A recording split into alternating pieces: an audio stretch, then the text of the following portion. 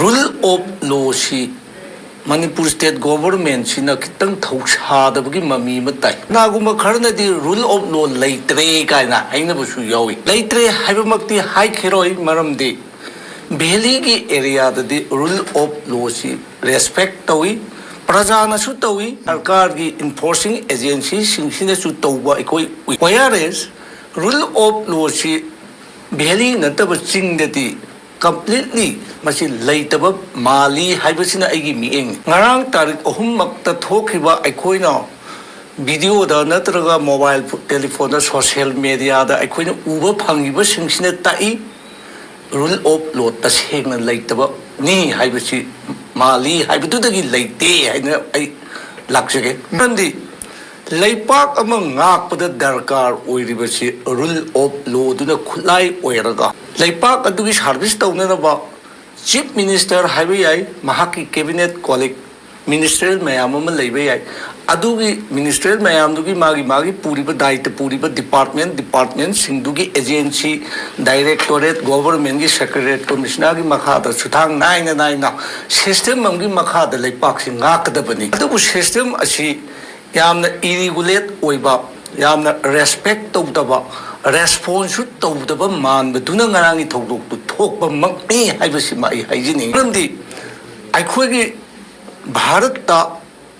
aikhoi tille ngasi de aikhoi we are Indian adudi Indian oiraga di aikhoi India gi constitution sigi makhada leiriba chatna lonchat mayam ama leiri crime criminal offense tawragana akhoi handakti anuba criminal law su semgre BNS kaina semgre hana IPC nataga CRPC hedina leiramiba procedure duna tawdaba tabak singdo tawba ngamdi si karigino hairaga rule of law si respect tawdaba takineba if the akhoi gi present government sina crime ama offense ama tawre aduga criminal act mayam ama pangthoi hairaga magi agency criminal offense sing sibu control tawgadaba enforcing agency home department leiri adu aikhoi gi leipak manungi ngaksegadaba sina home department gi makhada leiri ba aikhoi prajapur na tabda khangmuda laine na ba Manipur police haiba leiri civil police civil ngak na ba military haibaduna aikhoi civilian si ngak na te military nataga defense haiba wahi sina atopa leipak atopa country ga aikhoi gi country ga thongar wathok thokki dam ka sinanabani internet imung manungi leipak sigi aikhoi gi criminal offense oragati according to the BNSS gi makhada hana gi waidena criminal code of procedure gi makhada control phajina tawna ba ain bhari de yawe praja sungak senbigada ba asok ana su yawloi da ba ngarang su asok ana yawe je koi ta civilian chokpada natna enforcing agency gi district amagi control tawduriba superintendent police to show en ngasai khabar do iyabo ngai bu i ga thokna iyabo kaya tamthi ga ba thabak no tahoi da ba thabak ne ba mase yekna ba ani lamba ba ba gi bhap mal maram maduna ngarangi thodok si atamnana rule of leitraba leipak asida maning makha tawna aikhoina tawriba makhai tawba ngame haiba utpagi kanu ma sin namani crime namani haina Manipur da hoji tha kunmuki maya sida khanarapa nainarapa social media amasung electronic media pumnamakta Bharatiya Janata Party gi manupang singna Congress na shu tawrami haibasi Congress ki worker Congress karmi amatan tawramde haide yes we do tawrami 2005 and 2008 haidna ipong kongi white black and white koi chende tawrami badugi matang su akhoi gi selfie leader matamam gi chaitram wa chimso birum okol ibu pina yam marang kain na yam sengna haigre la iba pointi panjani ti shu tawbadugi procedure ama kari tawgani magi tawhum thokpasing ground rule kari tawni haiba mayam ama loina raka integrity thugai be yaro khulai adu mayam loina mak panjadra ga chu madu punna mak tu lairaga mainstream da lakshara ge mi trying thoi obisinu mi kunmanga obisinu mi nipu isnu kunipan chu oisin ai khoi changjera ge mainstream da changjera ge ai khoi yana bam da pora ge bhar samvidhan gi makha da leijera ge haiba sidai ja no we cannot do that hai gi de ai khoi chumi tawi adu u kai doge da during the suspension of operation monitor tawnaba group amsu layaba madugi monitor tawnaba group tuna punamak se loi control tawe mumai kya thami kanana lokhoki kanana hapsel mi masingna kayano haibana chingba chatna lonchat punamak tu framework amagi manungda monitor group sina tawi monitor group asina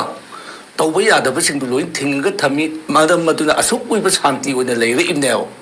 aduga Bharatiya Janata Party na Manipur da sarkar pairapatagi di monitor gi group tu kadai da chakharabano khangdewa adudagi monitor group aduna sigumba chuda rariba ground rule singse masi chatna dre tawdre indre ngaktre haibasi central government da mogi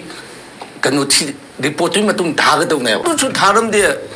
akoi ikai khunna je be ingraji da ge maite lon da be mi na he hangai pressman nam na su hangai ibungo biren hai be de respected honorable sir biren hai be na ba da ge maite lon da hai ro honorable respected sir biren gi sarkar da la pu da gi di moi cabinet moi trying to dina akoi di chu tu e hai da thai madu chatna ba ya ba pot na te ba chu to koi maram che ground rule lai be sing je monitor group sina sumai hai re everything moi chatna ba yadre indre khotre hai ba report tu gi support tawraga madu tharamagadi ena phagadabani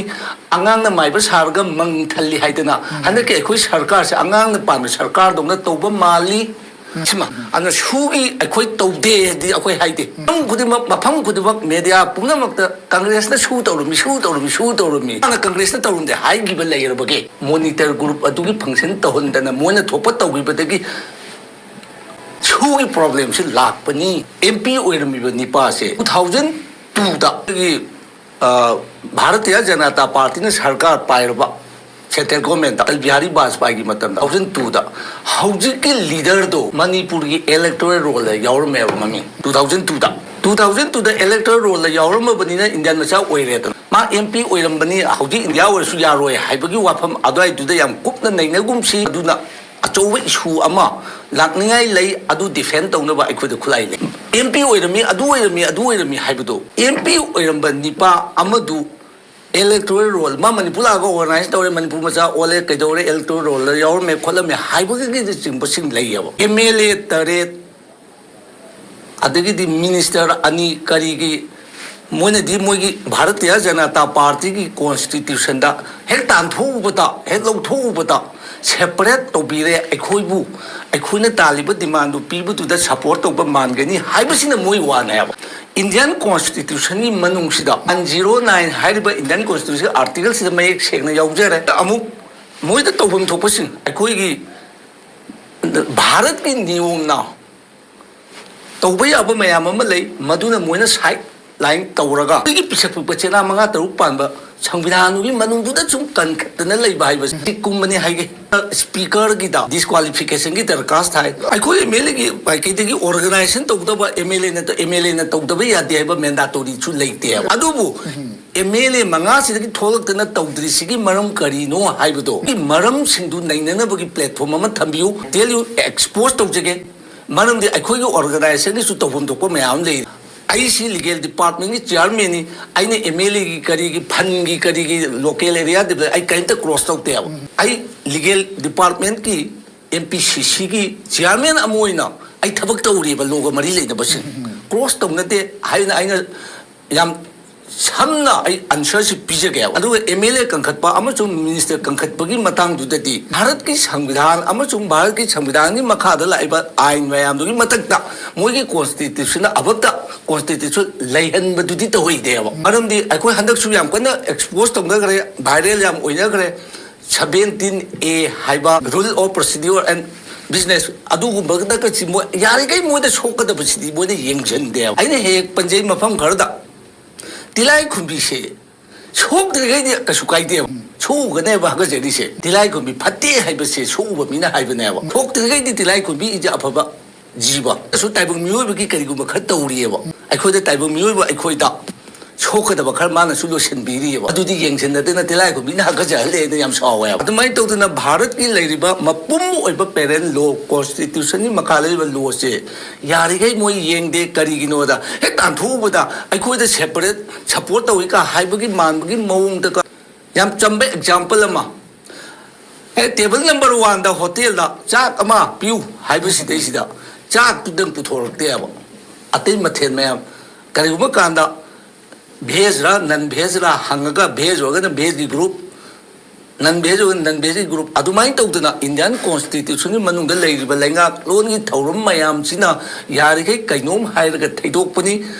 अदु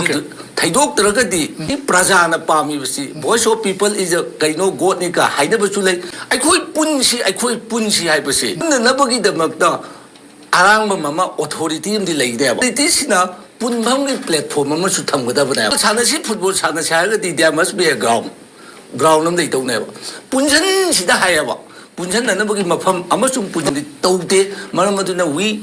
people simple कनो अखोई मिसम मयाम सिंगसे we are very sufferer की पाखुम से गाइब तारी अदुगा अखोई की इकाई खुमनजरिबा